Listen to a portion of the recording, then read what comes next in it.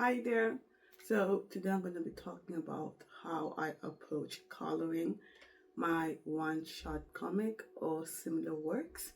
And it's funny that I'm doing this because this is the first time I have ever colored a one-shot or comic, because the previous one that I did, which is Benia, I did it kind of like in a manga style, so no colors, a bit of grayscale and whatnot, but yeah, because I was like, I don't know how to ink well enough to not have like grayscale on it.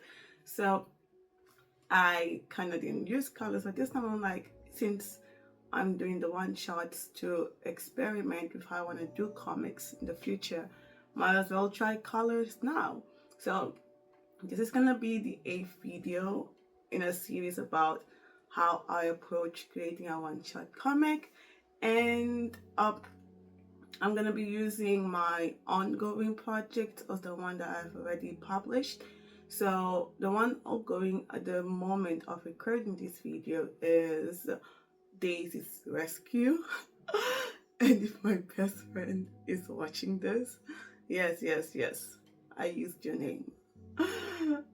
I used your name. Because I'm like, I suck with titles for like projects. So I was like, you know what? It pretty much gives away what the story is going to be about. So, yes, the ongoing story is Daisy's Rescue. And the one that I already have published, and you can read it for free on my website, is Being Near. So, I'll link the website in the description. And yeah, so currently I'm coloring Daisy's Rescue, which is an 8-page comic, one shot comic or standalone comic, whichever term you prefer. And for the next video I'll probably talk about how I go about shading it, but this one is solely about how I color it, like how I just add color to the page. And today I'll be mentioning how I choose my colors, the systematic approach I take to it, because there are different ways that one can color the comics, and the systematic approach I kind of learned from other more experienced comic artists or mangakas, but I get mangakas not really because they stick to black and white and sometimes grayscale. So comic artists and graphic novelists, some of them do use the systematic approach. So, and I'll finally leave you guys with some tips on what to do if you want to color your own comics based on my experience coloring mine. So, with that said, let's get on with the video. Coloring sampling or color sampling. A couple of videos ago, I talked about how I pick the colors for my comic before I start sketching or inking. I already have assigned colors for my characters, and I have in mind the type of mood I want for each page and each panel. So I pull out some references for things that I'm not so sure about, and I get started. The most important thing throughout my color sampling phase is to make sure that the values are right and that the colors are not so boring or too much. I prefer more muted colors, or at least those ranging from the first 50 or 60% of the color square. And I guess knowing that the closer the colors are to gray, the more harmonized they are, makes me gravitate towards this preference, because it will make coloring much easier if the colors are get along better. So if they're not on opposite sides of the spectrum, so one super close to gray and the other super close to neon. So like, yeah, it makes picking my colors better, and the whole page looks like it's in agreement with itself. And when I'm satisfied with my colors, I move on to sketching and straight up inking if that's the approach or straight up inking if that's the approach I choose. And then finally, background coloring. When it comes to coloring the pages, I'm just focusing on giving each element. So this might be a character, a tree, anything on the page, I'll reference them, I'll refer to them as elements. But I'm focusing on giving each element on the page its own color according to the color sample that I made. I start with backgrounds because I am not a fan of painting them honestly, and since it is not meant to shine and just inform the reader of the whereabouts of the story or the story beat, it tends to be easier to color. After all, I usually just restrain it to a few colors. Also, having the background there just makes it easier to move on to more important elements and ensure that they stand out against the colors of the background. Essentially, the backgrounds are not the stars of the show, at least not for me. Of course, unless it is an establishing shot, which is the star of that panel, and maybe, just maybe, I want it to look super nice and all. Then once everything looks great and all the readers have looked at that one amazing establishing shot for a whooping 3 seconds in total, the next panels with the same location. So if the establishing shot was a mountain range with a beautiful scenery and all of that carefully painted, the next shot with the same mountain range will not have that much detail because the reader already knows what it's supposed to look like, and now it can be more of a background than the main character. So it will shine in its own way, just doing its job as a background and not stealing the show. Then, once I'm satisfied with how I painted my backgrounds, I move on to the base coloring phase. With the backgrounds done, I move to the main elements of the panel, which in most cases tend to be the characters themselves. Sometimes it might be a focal object or whatever, but usually it is the characters, and oh my life. This is why I love keeping the color palette minimal, because it takes a whole lot of time to color everything. Well, at least the way I do it, it takes quite some time. But I feel like it doesn't take as much time as it would if I would not been doing it this way.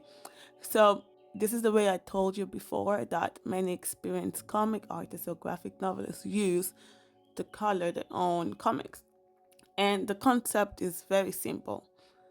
If you're painting the skin of one character, for example, paint it throughout all your pages and then proceed to the next element or color that belongs to that character. So if you're painting the skin and it's maybe the person's Caucasian, black, Asian, whatever skin color you want, pink, whatever, you use that pink, right? And you color it throughout all your pages. Where the character is, you just be splashing pink on the skin tones. Pink, pink, pink, pink, pink. And in any case, if the same pink, like the same color pink for the skin tone, also works for certain other elements on the pages or panels, use the opportunity to color those elements. That way, you can proceed to the next thing and the next color.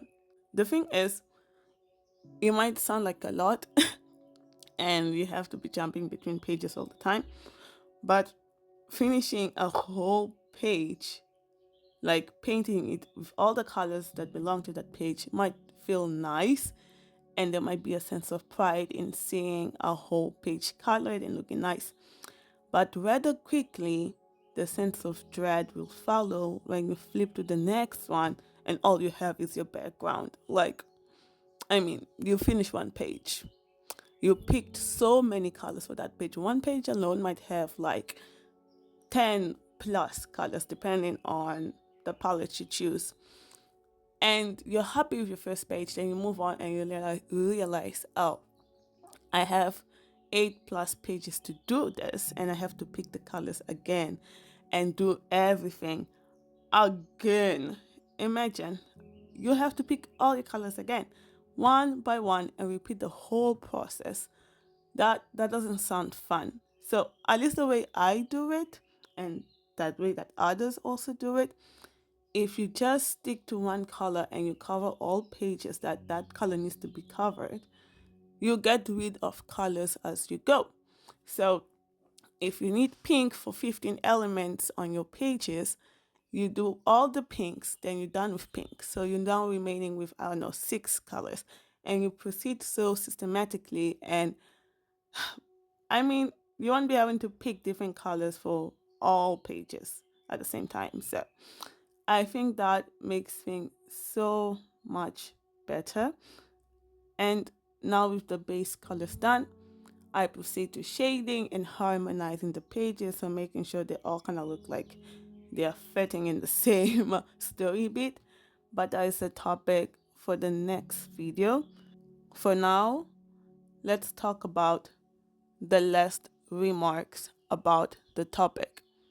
Coloring is fun and makes me feel extra close to finishing the whole comic, because I mean, I literally just came from inking and probably sketching if that's the approach I chose, which is a miracle, seeing that I am juggling creating a comic, a part-time job, learning a language, and writing a whole master thesis, but I digress. Nevertheless, it is fun to color, and before I end this video, here are some tips or advice on how to make it super fun for you. If you have elements on your page that are meant to be white, don't make it white. Make it as close to white as possible while permitting the actual white to shine through. I say this because when it comes to shading, perhaps you will want to add highlights, but you won't be able to do that if you already have used the brightest color on the spectrum, aka white, on the object you want to highlight. It won't show. So reserve your whites. Also reserve your blacks. Don't make anything pure black unless you're using it for shadows as part of your inks, the way I did it. I suggest this because when you start adding shadows to stuff, they will be hard to notice if they are already the darkest color in the spectrum. So I try to reserve my whites for highlights and lighting, and my blacks for deep shadows or certain inking tricks that I am still learning. And another thing is, try not to stress too much about the natural color of things, especially if they don't go along with your color palette. The grass is green, right? That's an example. The grass is green. That's what we know, that's what we see when we go to nature. But if the mood of your whole panel or page makes adding green a bit off-putting, then maybe you shouldn't add that green. You can use the magic of color relativity to make other colors already on the canvas look like green, or just go with whatever is already there. It doesn't necessarily need to be green. If you draw it in a way that can not be mistaken by anything but what it is, in this case grass, then you might get away with using different colors on it. If you're unsure about that, check how some of your favorite artists are doing it. I'm still pretty new to this whole coloring comics things, and I'm still figuring out a whole lot of how to do it, because I like how it looks, but I have a feeling that it could be so much better. But I think this is what some artists also face, even the more experienced ones. They always feel like the work could have a little bit of more oomph to it. So, and the whole purpose of this channel is to obviously show you my work, market my work, but also drag you along with me on the journey of figuring out how to do comics and improving how I do it and how we all could do it by 1% every day. So I'm still figuring out things. I still don't know how to properly color on Clip Studio Paint, which is the software I'm using. And I saw this meme or post on TikTok that said that Clip Studio Paint is only 30% explored, and I agree with that because there's so much going on with that software, and yeah, it can be a bit overwhelming sometimes, but I feel like they have everything a comic artist would need to create to create their comic. So I'm still trying to figure out how to best approach this, and we'll see. Maybe in the future I'll change how I color my comics, I'll change how I go about picking my colors and so forth, and there might be significant changes to my approach, and if that happens, I'll probably make a video about it in the future. I don't think it's the near future, but in the future. And well, until then, I'll see you in the next video and have a blessed day. Bye. Okay.